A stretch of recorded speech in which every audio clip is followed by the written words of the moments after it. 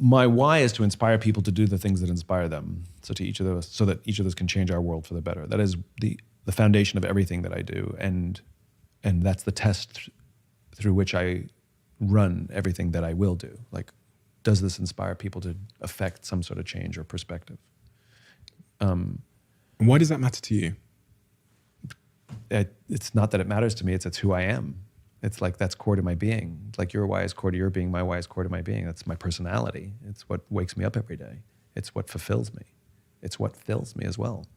So, and then I have my cause, my just cause, which is, my why is where I come from. My cause is where I'm going. And my cause is to create a world in which the vast majority of people wake up every single morning, inspired to go to work, feel safe wherever they are, and end the day fulfilled by the work that they do. That if you're going to put stress into something, that you get to enjoy the fruits of your own labor. Building something and looking at it and say, I helped build that. That's a beautiful thing. And so any work that I do is always to advance that cause. So there's a bunch of things that I'm doing, some of which will work and some of which will fail. I started my own imprint with Penguin Random House. Oh, really? Called Optimism Press. Amazing. Where I'm looking for the people or ideas that I believe need to be shared that help move the needle and advance towards that cause. And so we've published 4 books so far. We have 2 coming on the way, which is really exciting. How to Make a Plant Love You, Trust First, The Power of Giving Away Power, and our newest one is called Partnering. And they all have a point of view about how to move, or new ideas about how to advance this closer towards this world that I imagine. So, and all different takes on it, which is really fun. So I have the imprint. I'm working behind the scenes on police reform, which has been intense and fascinating and a steep education. Also looking, I'm doing some work to try and sort of figure out how to drive innovation inside large bureaucracies. So I'm trying to figure out, I'm working behind the scenes, trying to work with some really forward-minded, really infinite-minded young CEOs, or at least younger companies, to help them figure out how to build infinite-minded companies now. It doesn't matter if they sell, it doesn't matter if they have a liquidity event, but they're not driven by the sale, they're not driven by the liquidity event, they're driven to build a company that can outlast them. And they're driven to build cultures that can withstand the test of time and the loss of every single employee. That you could have an entire new generation come in and the company will survive. And so I really want to, I'm looking for those companies that I think are worth supporting and helping them build a new kind of company for the next generation. Because I think the way we've been doing it for the past 30, 40 years has been really not helpful to the economy and to the world. And I think that we have to find new ways to do it. In other words, I'm putting my money where my mouth is. All the books that I've written about these things, I'm going to try and get under the hood and try and help these companies do it. Your brilliance, I saw it in the list of all the things you're doing. You're brilliant, but I also see it in all the work you've created. I see it in the content you put out there. Your brilliance is very obvious. I sat here with the guy that trained Michael Jordan for 15 years, and then he trained Kobe afterwards. And he said that with our brilliance often comes what he refers to as like our dark side, which is the things we struggle with. And those, and he says there tends to be a relationship between our brilliance and our struggle or our dark side. Are you aware of what your dark side is in terms of the cost of your brilliance? Well, I think, first of all, I don't think I'm brilliant. I know that sounds sort of like falsely humble, but I really don't think of myself that way. I genuinely think of myself as an idiot. And I'm not being glib at all. I don't really understand very complex things. And I have pretty bad ADHD. And so everybody thinks I'm extremely well read. And the reality is I've written more books than I've read. And I love the idea of reading. I can't read. I don't read. I learn by listening and talking. And so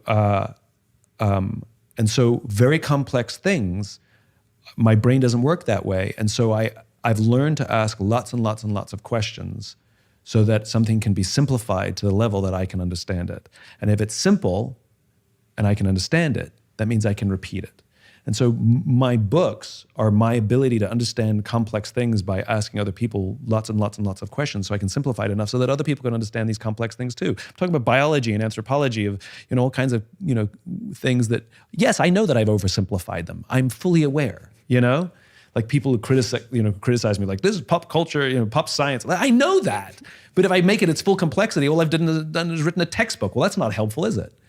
So I don't think of myself in the way that you receive my work, And I think that maybe the impact of my work may be perceived as genius. But let us not confuse that the impact of the work that may be perceived as genius doesn't make the person who produced it a genius, right? So I reject. I'm flattered by, but reject the compliment, even though it's a gift. I'm supposed to accept a gift.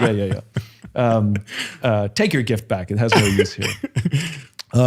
So when you ask me, like, what's the balance of genius being this thing off the scale all the way far away over there? Well, if I don't think of myself or even live my life that way, then the balance of something is probably a little closer to the middle. So do I have darkness? Of course I have darkness. Do I find that darkness absolutely fascinating? I do. What is it? A lot of my insecurities that I've dealt with, I don't think I've ever actually said out loud on a podcast like this. I might have mentioned it a couple times scarily. Like people would always ask me, so Simon, what books are you reading? Or what books are on your bedside table? Well, I can answer that question because I have a pile of about 5 or 6 books on my bedside table, and I've read none of them, but they've been sitting there for like 2 years. I've read some of 2 of them. I honestly don't remember the last book I finished, other than my own, because I had to read it for the book on tape, for the audiobook. And so I would always answer that question. I would name one of the books, or I just name one of my perennial favorites, like, Man's Search for Meaning, And only now I'm sort of getting comfortable with the idea of saying out loud, I don't read books. And not because I don't like them, it's because I struggle to. The good news is I learned how to learn without them. I wish I could read because there's so much good stuff in them, and I know that they go into a level of depth that I really want to understand. But there you go. And I think that goes to the honesty thing. I'm realizing that me trying to answer the question and avoid embarrassment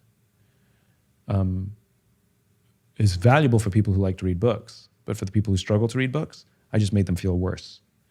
And somebody pointed that out to me. It's like every time I never lied. And they said, what books are you reading? I said, well, this is on my bedside table. Or I believe this book is important, Or I just picked up this new book, which would all be true. I just didn't read them. That there's a group of people who also struggle to read for whatever dyslexia or ADD or whatever it is. And I'm living proof that you can do okay without it. Now, that doesn't mean you can't learn, but you got to find the hack.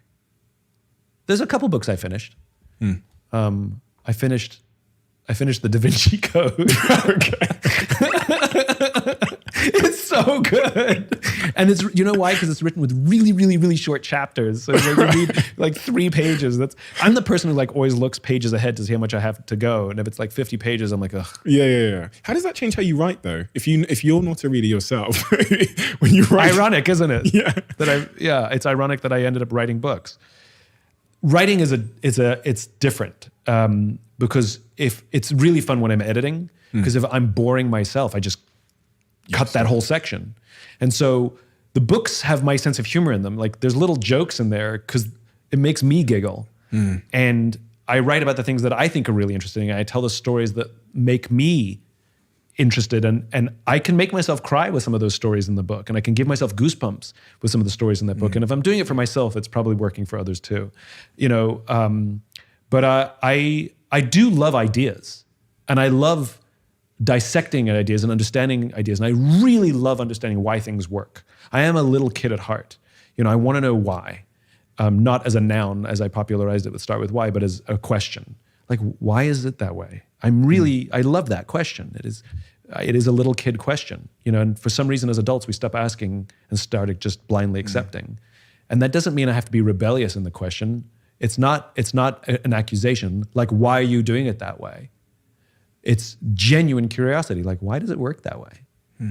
And I love that. And when I discover things that are illuminating to me, and I'm able to explain them to my friends can understand these things, and the joy I see in people's faces, and when I challenge their perspective, then the fun is to share it.